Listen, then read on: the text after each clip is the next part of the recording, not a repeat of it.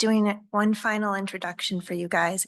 I am so excited for this last talk. I am so excited that David Jack is now part of our community. And I'm really happy and pleased for you guys that you're going to hear him speak. And I'm honored that he agreed to be here today and genuinely wants to be here and be part of this community and learn more. And just so you know, as a speaker, David came in a couple days early, no connection to the mission, to attend and immerse himself in the experience, which I just think is just enviable and just a wonderful, wonderful thing to do. So let me just tell you a little bit about David. David Jack is a coach, speaker, author, media personality, and brand ambassador. He has been featured as a fitness and wellness advisor on the Katie Couric Show and has coached athletes at every level of sports and individuals of all ages for more than 2 decades. David's mission is to positively contribute to the human condition. I love that. He's a 25-year fitness and wellness professional, a member of a family of recovery, and a man of faith who's been acquainted with suffering and grace. He seeks to magnify the good in people, places, and things, ease pain, and encourage faith, hope, and love. Please join me in welcoming David Jack to the stage.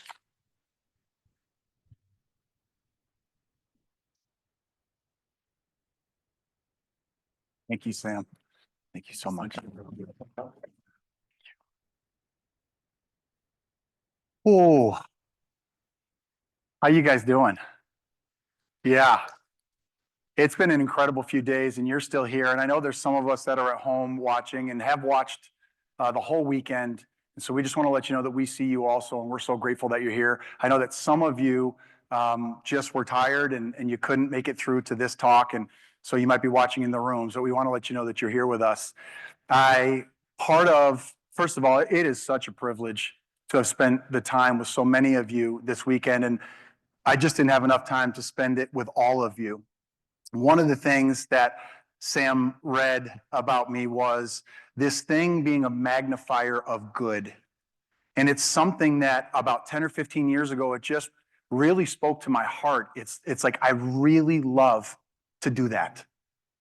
And what I realized was that requires me to identify and find things that are good. How can you magnify it if you don't know where it is? Then how do I understand what good is? What becomes my filter for what's good? And I have to tell you that my time here and so many people that have taken time to share their story with me, to share their vulnerability with me, to talk to me about other stories, to hear the work, the effort, the energy, the commitment that they've put in all different walks of life, which we're going to get to, and the timing of what's happening with this organization, with MG. I'm going to talk about that in a minute because I had the opportunity to sit in a position this weekend where I got to look. It's like, they say it's hard to see the forest through the trees because you're in it, right? Patients who have this, you're in what you're in at different levels along the way. Caregivers, you're in what you're in at different levels, and all the support staff. And life is volatile and it changes enough that can change for us, and especially with this, with MG, on a dime. So you're in what you're in, but I had the opportunity to be able to sit up on the hill and look down at the forest, to see it from a different perspective. And so that's part of what gets to inform me of how I get to share my time with you and share these slides with you. So I'm going to go to the first one that came up to me was so many people that I met, and there's so many names that I want to share right now. But yes, and this is true, one of the last people that I met at the end of the day yesterday, husband and wife, it's so funny. I said to my wife, you got to try to have a little levity, right? So I said, we'll see if they pick up. But yes, this is true. They were the Addams Family. Da-da-da-dun. All right, I know some of you have seen the show, but true story. True story. And bear with me at home because I like to move around a little bit. Oh, I want to get off the stage, but I'm doing my best to stay put. So Mr. Addams said to me, he has MG, and his wife is the caregiver. He said, oh, I recognize you from somewhere. And I'm like, I'm not sure. And he goes, oh, no, I have. And he goes, wait a minute, you're on the thing. You're a speaker.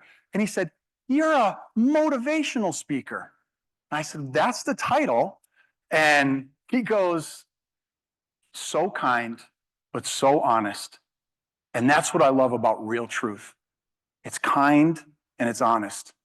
There's no judgment, there's no condemnation. He looked at me and he said, how are you going to motivate me? And I said, you get it. That's the point. I really can't. But I'll tell you what can. Motivation, I'm going to read it for you guys. I'll step over here. It says, the reason or reasons one has for acting or behaving in a particular way. That's the motivation. So it ties to everything that I've been able to see for the last 3 days. So I just wanted to level set on motivational speaker. I can't motivate anybody. 25 years of coaching, it takes something inside someone.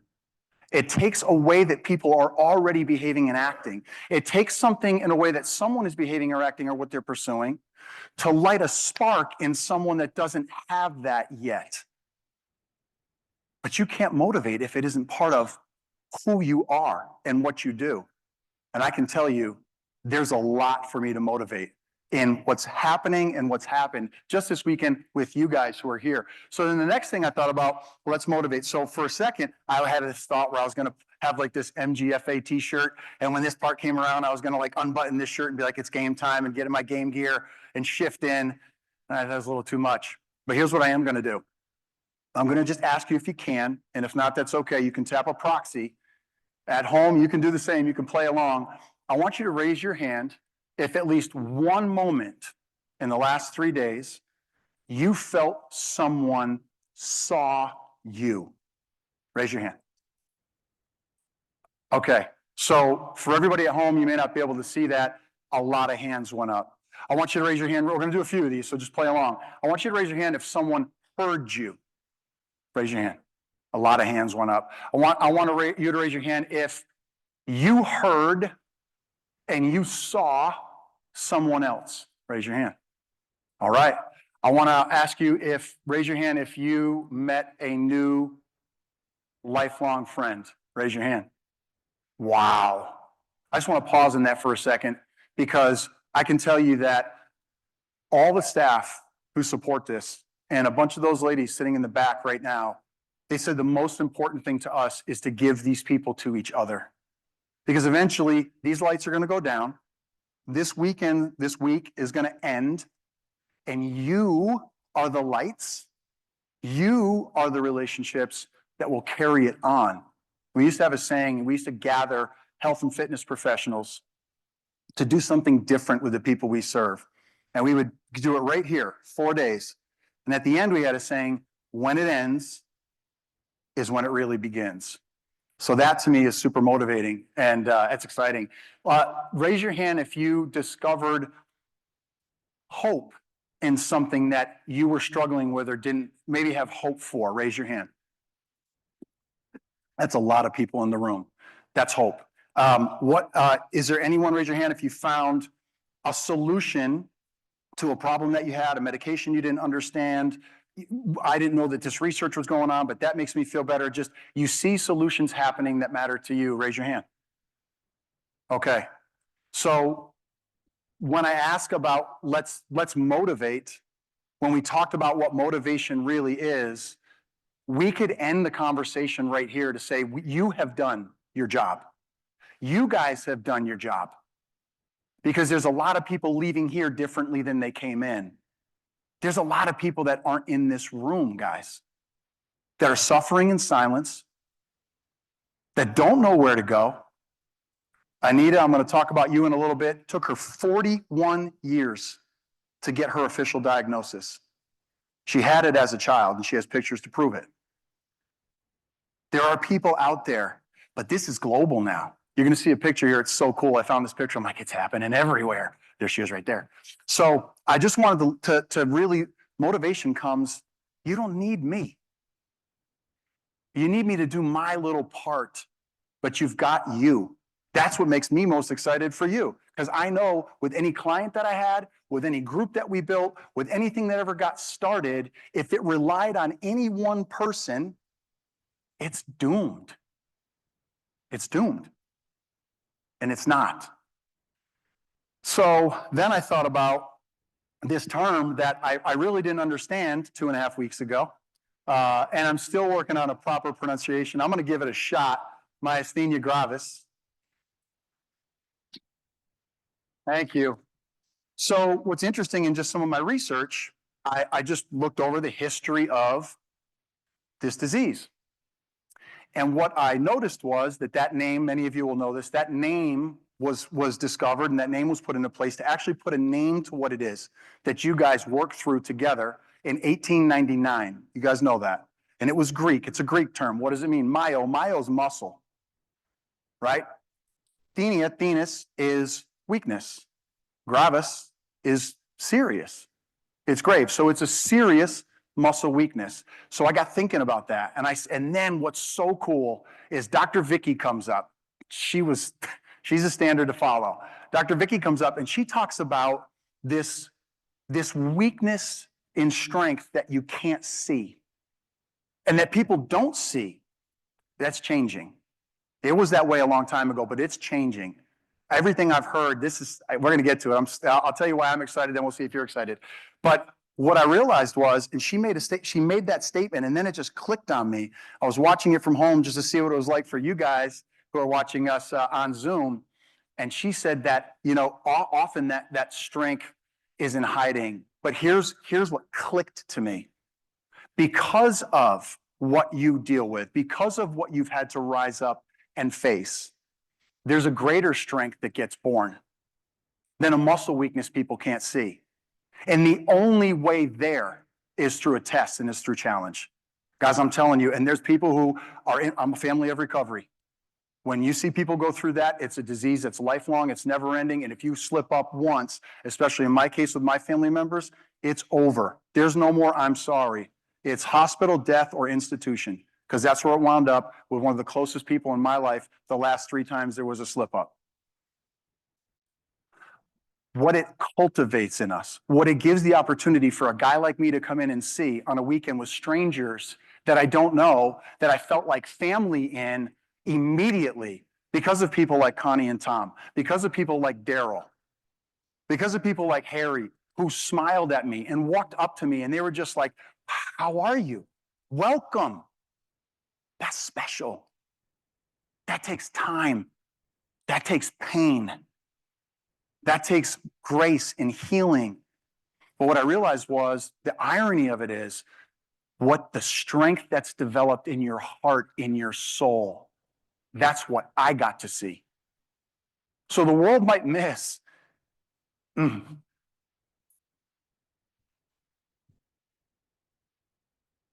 The world might miss your muscle weakness. But I'm telling you, if they're looking, they cannot deny your strength. I mean it. And I'm saying it because it's true. As a coach, the other thing I've realized is flattery gets you nowhere. Because flattery is rooted in something that I want for myself or something that I need or a little white lie that makes you feel better about yourself, and it doesn't work. What I say to you guys today, I'm saying in truth because I don't want anything from you. I want something for you and for each other and for other people that are going to wind up like I've seen people walk into the rooms of recovery completely broken, battered, degraded, have no idea where to go, and their life is a mess. And they say, "I just want this to end. Fix this for me." And we say, "Welcome. Please come back." Because we know where they've been. And we're able to reach that hand out like Dr. Vicky told about and be like, we're on solid ground. We can reach a hand out. So in thinking about this, I thought about that, which is profound to me. And like I said, the only way that you can have those stories, the only way that strength can be cultivated in you and grown in you is to have to face things that you probably wouldn't have chosen to face, and you're doing it. So I'm just speaking to that. Here's the other thing that I heard, and then it just clicked on me. I'm just sharing kind of like streaming thoughts of you. It clicked on me, snowflake. It's a snowflake disease. It's different for everyone. Who laughed? It's fun. It's like, yeah, because it is. And that makes it so hard. because it's different for you today than it is tomorrow than it was 3 years ago. And then the medication stops working, or another medication that you got to take for something else because your immune system's already compromised and the virus and this and that comes along, and now it changes again and it changes again, and those changes are infinite inside of you. And you're all different. We vary by degree, not by kind, is what we say. You have a common thread, but you're uniquely individual in each. But then I thought to myself, you know what's cool about snowflakes? Because I see it. When they all start to land together and accumulate in a space, and they're left to do what it is that they're supposed to do, it creates one of the most beautiful sceneries, in my opinion, one of the most peaceful, beautiful, powerful, overwhelming sceneries that I've ever laid eyes on. It is one of the gifts that our Creator has blessed me with, to be able to see things like that and go, that is beautiful. When you guys all keep coming together like this, that's what the rest of us get to see. I just want to motivate you in that. Here's the other thing that struck me. And this, I hope this is encouraging to your staff and to everybody who does all that you do. I mean, Jenna in the back is one of my contact people. Sam and I spoke. Jenna spoke first. Jenna's in the back. There's a lot going on. And for all of them, their stories are extraordinary. She was communicating with me at 11:30 last night, and then she was communicating with me again at 4 in the morning. After preparing for this for the last 2 months, with the full-time job that they have on top of it, and the weekend that they just went through. And so part of what I'm able to like get so excited about what I just told her when I came in is, and because this is a real story, in 1899, they put a name to the disease. If you got it, it was 100% mortality rate. They're looking back saying they think the first cases might have been actually found and documented in the 1600s. An Indian chief. They had notes taken in the tribe that they found from a healer, and the symptoms almost carbon copy match diagnoses at that time, at least. So it's probably even further back, but at that time, where are you going to go? You're one light shining in a world of darkness. And as you watch how this thing has developed over the years, you know, that first 2 decades, not a whole lot in the early 20s. And then there was some breakthroughs, and then there was some people that did some things. And then it kind of moves forward. There's this Renaissance moment, you know, in the 60s, 50s and 60s. And then there's this Renaissance moment. And then they talk about, when you look it up, they talk about 90 to 2020. Here's what's so interesting. This right here, if you can see this slide, and at home, I don't know if you can see it. If not, it talks about, it's just a penny. That's all I got. It's not a lot. But when you double that penny, and day 2 becomes 2 cents. And you work hard for a while, and then you're trying to produce, and like a week later, it's 64 cents. And you're like, it's not a whole lot. It's not a lot to bank on. It's not a lot to hope in. What's interesting is you keep coming back. Scientists keep doing their job. Research labs keep doing their job. Fundraisers that raise money, like Tasha, who sees the money that she raised literally go directly into research, and they can put their finger on it. So they can tell a funder, an investor, a giver, this is what your money does. And you guys keep telling your story. You keep being your own advocate. You keep helping one another carry the burdens of a loved one. And you keep doing what you do. Over time, what's interesting is compound, and I put quotes around it, interest. I'm not just talking about now what money makes back. I'm talking about it in this regard as being deeply committed and interested in the thing that you are working on and the mission that you have chosen to be a part of. And when you continue to let time do its job, pretty soon you start to get to $1.28, $2.56, still not a lot. $163 on day 15. It's like, not a lot. Day 22, we're at 20,971. Day 30, we're at $5.4 million for just a little penny that we just turned over and turned over and turned over. And we let time and we let interest create something extraordinary. And then once that happens, it goes like this. It goes from linear, right, to geometric. And just, again, standing back and looking at this disease, this organization, other people throughout the world and every single part of who's involved, because I spent time with expressions of each of those, and we'll talk about them in a minute. You're at a moment where it's like, it's geometric now. You're not going to go back to linear. It's a really exciting time, and I just want to let you know that because it's the truth. You are starting to multiply all of the investments and all the dividends and all the work that you've done. It's now about to take off. And it's not just happening here in this room, it's happening all over the world. This is powerful. You guys know what Einstein said about compounding, right? Raise your hand if you know. I'll share it with you. He's a pretty smart guy. And the one thing that he knew, among other things, was one of the most powerful forces in the universe is compounding. Seemingly insignificant little things that when they add up over time, create a tremendous change. Every little thing that you guys do is accumulating to big change. I just want to remind you of that.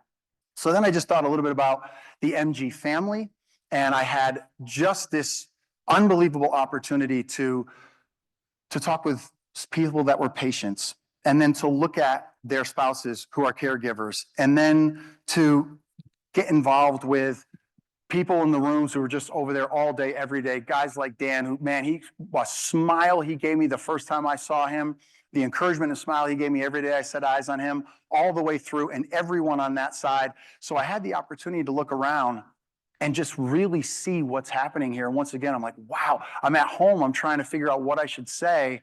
And I'm just flooded with this preponderance of evidence that has me go, again, I don't have to motivate anybody. I just get to tell them what I see, what's going on. And hopefully they'll trust the lens that I have, because I've done this for a long time and I can see that there's something different, something special here. We're going to talk a little bit about these individual, because there's also a piece inside of it that I just wanted to recognize, and I just wanted to lean into a little bit. I want to level set just a touch.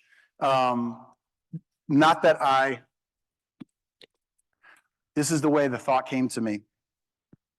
Not that I have and can understand what it's like to have your disease, but I can 100% relate to your condition, the human condition that comes with it. And so for me, I watched my mother, my father. I left the house one morning to go do, I was 23 years old, just out of college. Father was 51 years old, served in the military, built our home, worked 3 jobs so that mom could stay home and raise us. I left the house to do some work. I came back, coming home from work. There was my uncle was passing me on the road, and he was waving his hand out the window of his truck. And my brother was with me. He's about 2.5 years younger than me. And he was waving and slowing down. And my brother's like, man, I'm tired. I just want to get home. I said, no, he needs to tell us something. And so we turned around. He's like, come on. We turned around. I went back, and my Uncle Eddie said, your father had an accident. He's okay. An ambulance came. He's on his way to the hospital. And I went straight to the hospital because I had worked there. And so I knew the ins and outs, and I knew I could find my way around and ask some questions that other people couldn't ask. So I came in this back door, this only staff would know, to the ER. And in my mind, I'm expecting what I heard. My uncle was smart in what he shared with us. There was a sense of urgency, but he didn't freak us out. And so I went into this back room where all the ER rooms are, and I see a ton of commotion. And I kind of walk my way over there, and there's at least 10 medical staff. And I turn the corner, and there's my father laying on a table. And he was gone. And I said, oh, this isn't just a broken leg. In the end, my father wound up having multiple strokes, neurological damage, part of his brain removed, and my mom cared for my father in a wheelchair for 17 years, 24/7. He couldn't feed himself. He couldn't bathe himself. He couldn't take shower, and none of it. So I was able, from a caregiver perspective, and not even knowing what it was really like, I remember coming home, and man, I'm so grateful to God. He took my father in such a peaceful way, and I have such peace over it. Thank goodness, because he would have lived much longer in a way that was really challenging for him. But 17 years is a long time. And I remember coming home like 16 and a half years in, And I got up just to visit my mom. I got up early in the morning, and I remember hearing a commotion kind of downstairs. And I went down, and she's just coming back and forth, ripping around. And I look at her, and I'm like, Mom, how can I help? And what had happened was my father, they were changing his medications all the time because neurologically it's so hard. And then physiologically, he had a ton of issues. And what would happen sometimes with medication changes, times of the year, the moon, the lunar cycle, things would change for him. My mom was covered because what my father didn't know is that in his sleep, he had gone to the bathroom. And because he was so sound in his sleep that he actually just was fidgety, and number two was all over his body, in his ears, in his hair, under his fingernails. Every single part of his body was covered.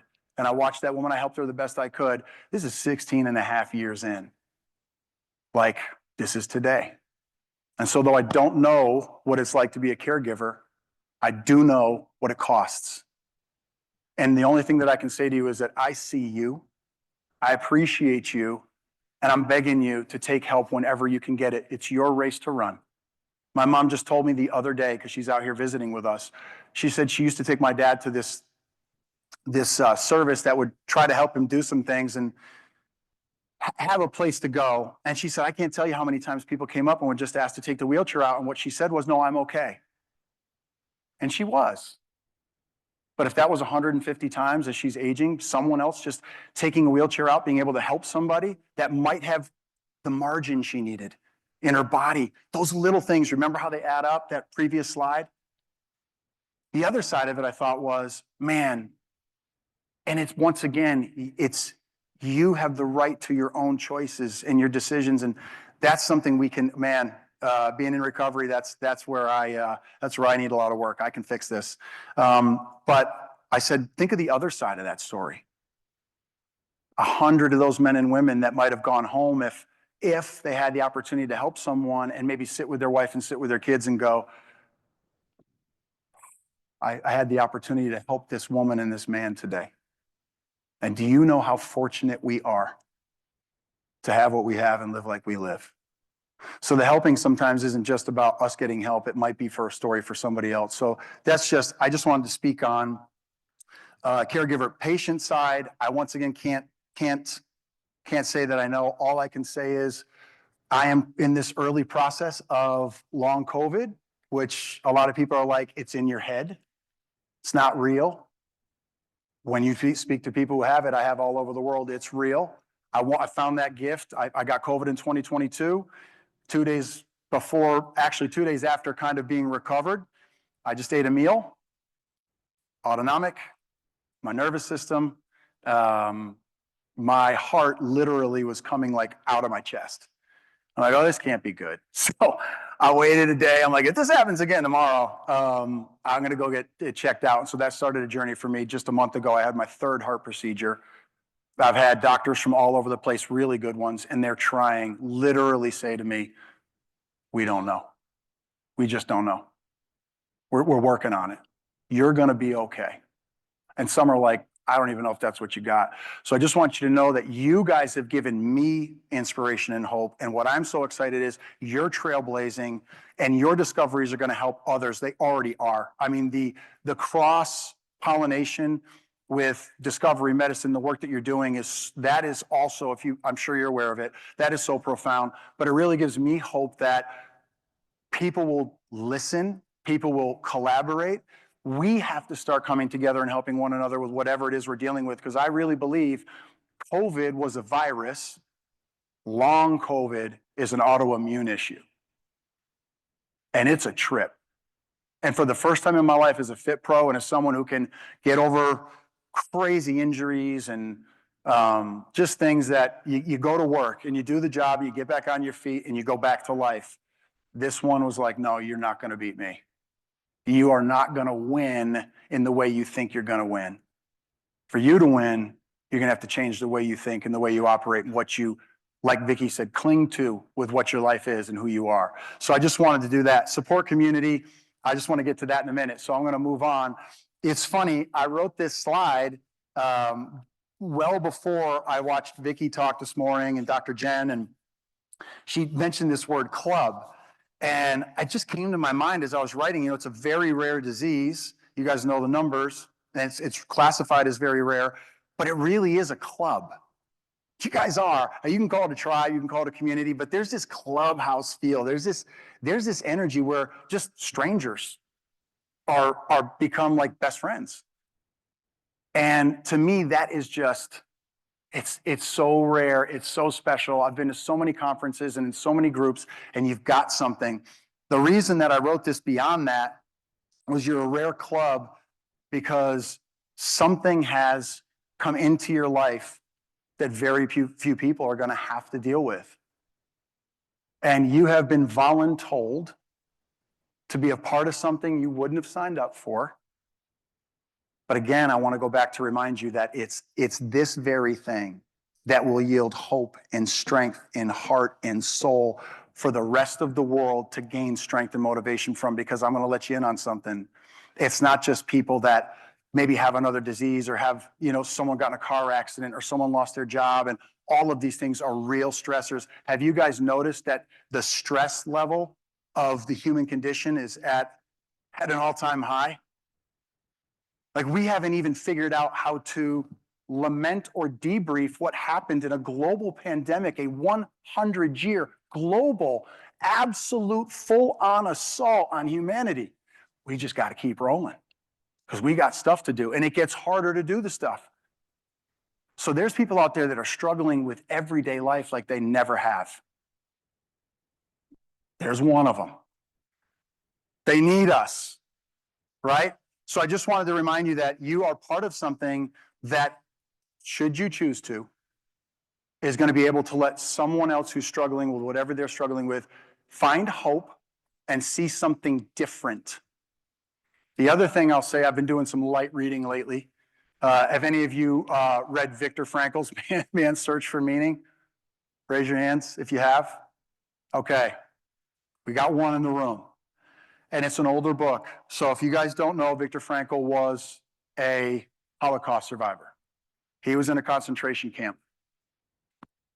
He was also a brilliant psychologist, mental health doctor. And he's unpacking what this search for meaning is. And he said, when we came in, think about this.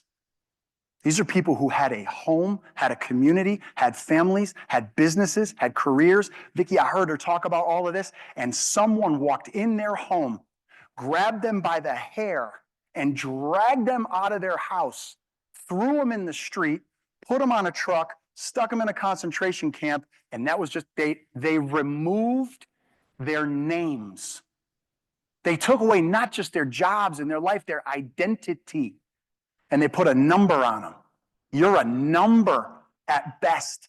So he talks about people wrestling with this moment and all of this loss. And what he came to was, we get to make a decision.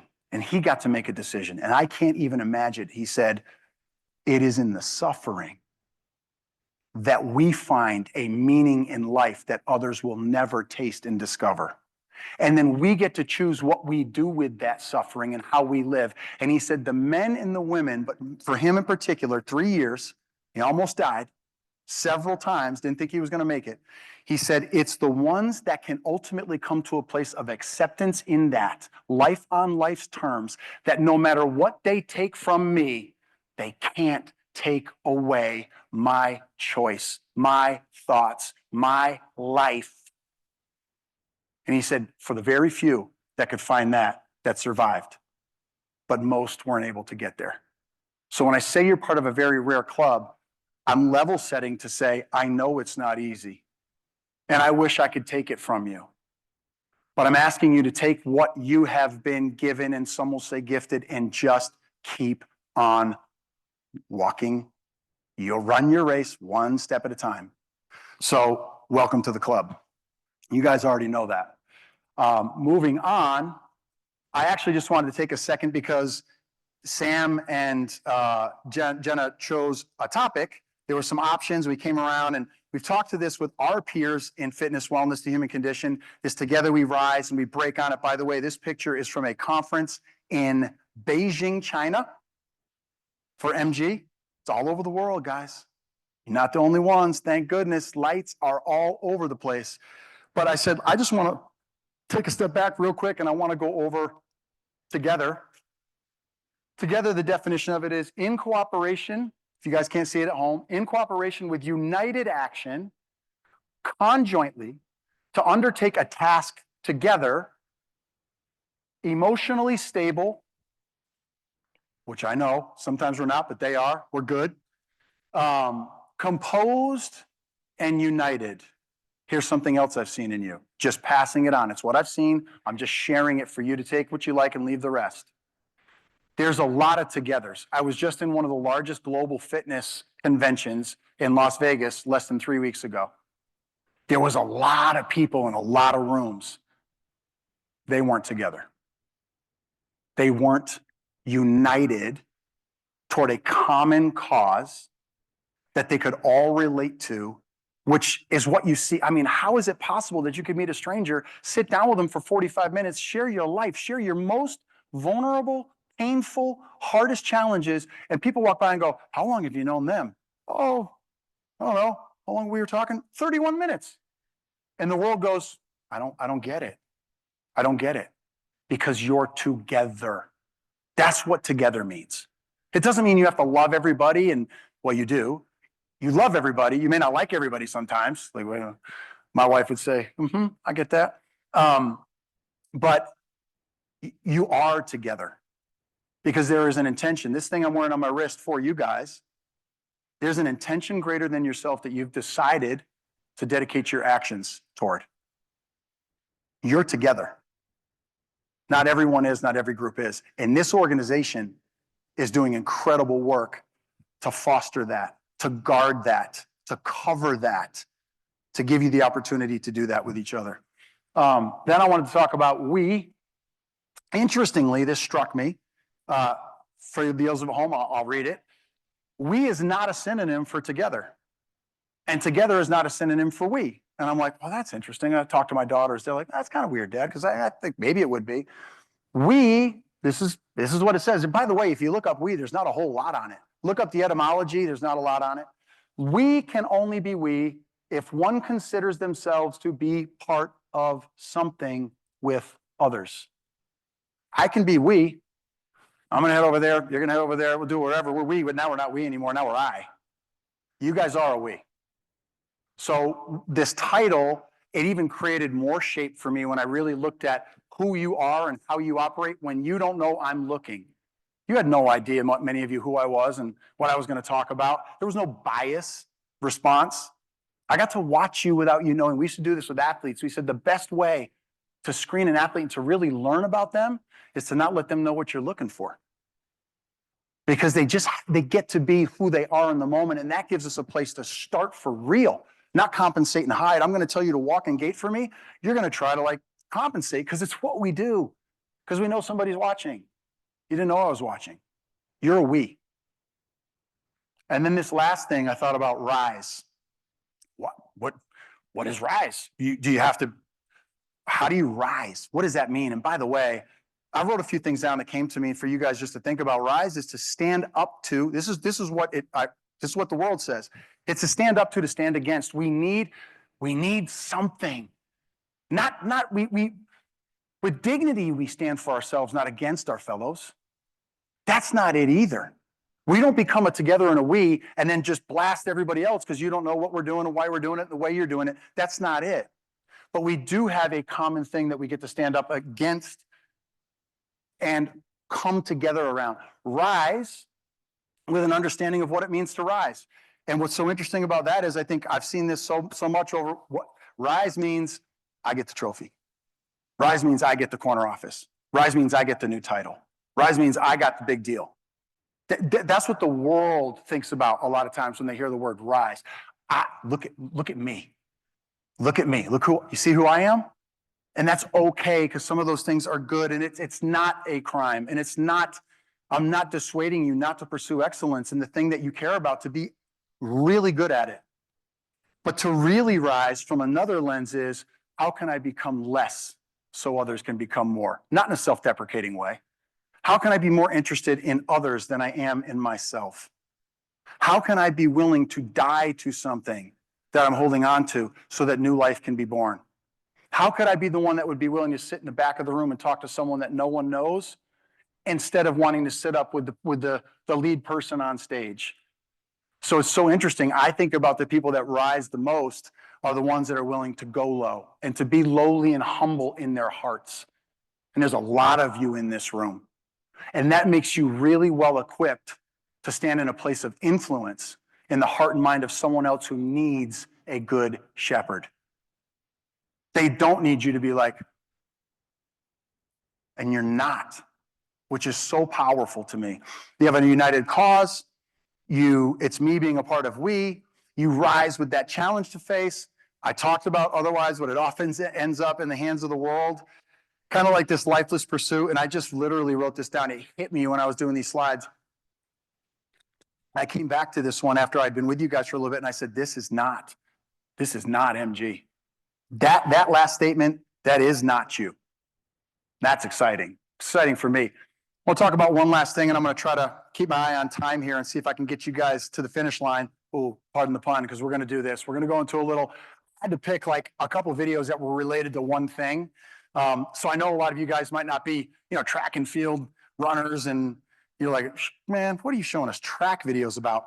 But a mentor of mine brought up this story that really moved him. And as soon as he shared it with me, I'm like, oh, I've got three, and they tie in a really interesting way. So I'm going to just start with this one for you real quick.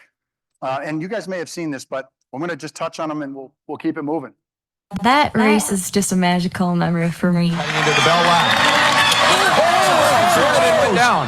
Dornan falling down, gets up quickly, but that's going to cost her. When I went down, I kind of said out loud, like, oh no, like this shouldn't be happening. Lucky she wasn't injured. Her teammate just went to the front, though, so they may be able to recover from that. I thought about the fact that was a team championship kind of thing, so I knew I had to get up and at least score some points. I originally thought I was just maybe going to place last. Dornan is flying down the backstretch. She is catching up. Then as I started catching up to people, I was like, oh, at least I can catch this one. And then the other people started getting a little bit closer. This is a gutsy effort by Dornan.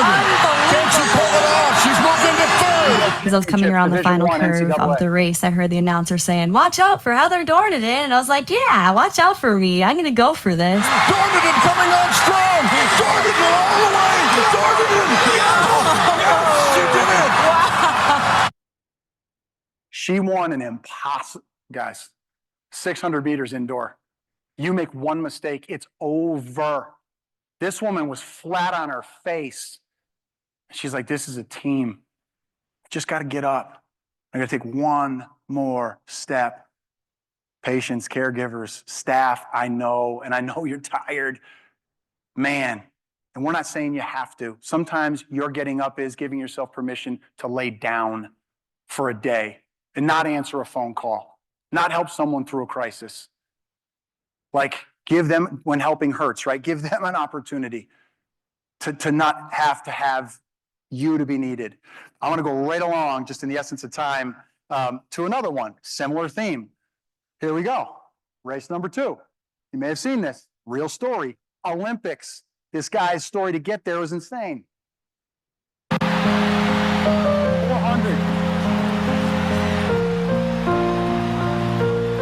He's closing. Uh-oh. What just happened to me?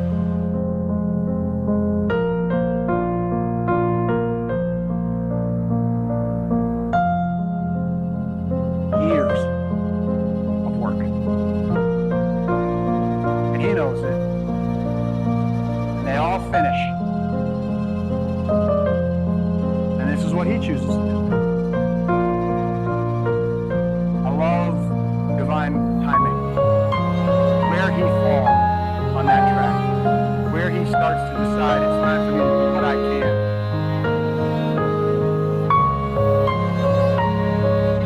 Watch this now. Here comes that hand. Here comes that help. Watch him. Look. And now, it really hits him. Because he's got someone that sees him, that he knows cares, that he knows is going to just help carry him. He doesn't know it's there yet. And it's not the race he chose to run.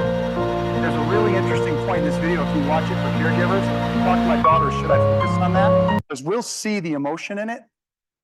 But I'll just ping you with something if you want to go look at this. Derek Redmond, you'll have the slides. The dad, there's people there that their job was to keep other people safe and to have security on that track. And they came out a couple times, and dad is in this moment where he's carrying, and this is serious. They got a job too. And he goes, remember, caregivers, you're in the trenches with a relationship that your kids might not have the same connection to, or your cousins or your best friends. And so a lot of times that stuff, it's not just us. We got to go downstream with what we carry. And I don't think that guy even knew. And they get it because there's grace here that he went to a guy. He's just trying to help. But that's a moment. Last one. And then I'm going to wrap it with you guys. This one, I mean, I haven't heard him in a while, but you got to love some Mr. Rogers. And I'm going to preface this by saying, this is an audio. I know. This is an audio. There is some debate on whether this was fully real or not. Some people say absolutely they were there. Snopes is like, well, and then you got to be careful with how you stereotype. But I have seen this happen because I used to volunteer for this organization when I played college football. And this is this.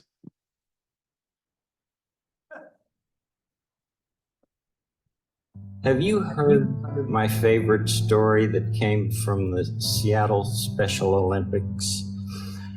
Well, for the 100-yard dash, there were 9 contestants, all of them so-called physically or mentally disabled. So-called. All 9 of them assembled at the starting line, and at the sound of the gun, they took off. But not long afterward, one little boy stumbled and fell and hurt his knee and began to cry. The other 8 children heard him crying. They slowed down, turned around, and ran back to him. Every one of them ran back to him. One little girl with Down syndrome bent down and kissed the boy and said, "This'll make it better." I love it. The little boy got up, and he and the rest of the runners linked their arms together and joyfully walked to the finish line. They all finished the race at the same time. And when they did, everyone in that stadium stood up and clapped and whistled and cheered for a long, long time. People who were there are still telling the story with great delight. And you know why. Because deep down, we know that what matters in this life is more than winning for ourselves. What really matters is helping others win too, even if it means slowing down and changing our course now and then. I'm almost there, guys. Thank you for the extra 2 minutes. Each one of these I could literally talk about for a day. Each one of these videos, different lenses, from different perspectives of who's in the room. I mean, all of you. Support groups, researchers, caregivers, patients, all of it. The common thread in every one of these things is we're still telling these stories 13 years later, 10 years later. In the last video, almost 40, 50 years later. If they had just won their races, you'd never know Heather Dordan. It's great. And if she talked about her race when she was 40, that she won when she was 23, people would be like, oh, reliving the wow, come on. Get out of the glory days. But these are the stories that motivate and move the human mind and the human heart and soul. And the common thread between every one of them is we fell, not for any reason of our own, but we chose to get up. We chose to help someone up. And we know that the race means more than me just finishing and get the trophy. But if you're running and you got motivation and you got win, you run. because we need you. So to close this out, how do we win? How do we win this MG race? We keep getting up the best we can. It's imperfect progress. We carry one another how we can, taking care of yourself so that you can care for others, letting them find their strength and their own help within them. And we do it together, which is exactly what you're doing. And my last slide, I'm going to try something. We're going to chant this at the end, maybe. We'll see it. We're going to break it out. But here's what we're going to do. Is my man Braylon in the room? Braylon, I'm going to need you to start something for me, okay? This is going to take about a minute, but I'm going to tie something back together with this. That family is incredible. I sat with Braylon on day 2, his family. I looked at that young man and I said to his parents, this young man has got something special in his heart. He's got light in his heart. The world can be blessed by it, but will also try to crush it. Not in here. Not today. So I want you guys, if you can, take your phone out. You have the opportunity to have a phone in your hands right now. You can be distracted. And most of our phones, you can get to a couple things without even needing to get in there. If you need to get in your phone, I want you to get in right now. And you already know what I'm going to do. Braylon, you're going to start for us, just you. And you're going to turn on your flashlight. And in a second, Kyle's going to drop these house lights. So stay in your seats. If you feel unsafe, if you can move, you can move. Get your phones ready. You guys ready? What the? Are you guys ready? All right. So, Braylon, could you do me a favor? And just you're going to put your flashlight on. And then someone is going to put theirs on when they get tapped by someone or when they look across with their phone and go, you got it. Okay? So you don't have to move if you can't move. So we're going to lights down real quick. Oh, there's one right there. And then, Braylon, go, my man. And then you got to tap somebody. Your mom, tap your dad. Just pass it around. And then that phone comes up and hold it up. Hold it up. Tap somebody else. So there we are. $18.99. Tap somebody else. Hold that light up. Keep going. Keep going. Tap somebody else. Braylon, if you can get up, I want you to go around. I just want you to start tapping someone at a table. And then that table is going to help someone else at their table. And I know you're safe. You keep moving. Tap them. Yep. And move on. You just keep carrying that light, man. Keep going. Come over to this side if you want. If you can move and you feel safe, you can get up and you can tap someone. And it's going to start to happen fast. Oh, I got one here. Go ahead. You got one, you spread it. You start tapping. Daryl, in that back corner, I saw you. Could you do me a favor? Could you put your light on and tap somebody? And you'll keep that moving. You guys at this table right here, anybody got their light ready to go? You put your light on, you tap somebody. And there's one light, and there's one light, and there's 2 lights, and 2 lights becomes 4 lights, and 4 lights becomes 8 lights. And then it grows, and it grows, and it doubles, and it compounds. And this is my little analogy and metaphor for what's happening in MG right now, what's happening with MGFA, that these little disconnected lights, I'm just one light in the corner. You're not. What I'm going to ask you to do, you have gone through a lot to make it here. It's not easy. On behalf of the MGFA staff, we want to thank you and we want to implore you. We plead with you. Take the relationships you have found here out of this room. Carry this light into your community, your doctors, other caregivers, and they don't have to have MG if they're dealing with something. Keep these relationships alive. Use the resources. We have just started something. Let this light shine. Let this phoenix rise. Guys, thank you so much for letting me talk a little longer. Thank you for being a part of this week.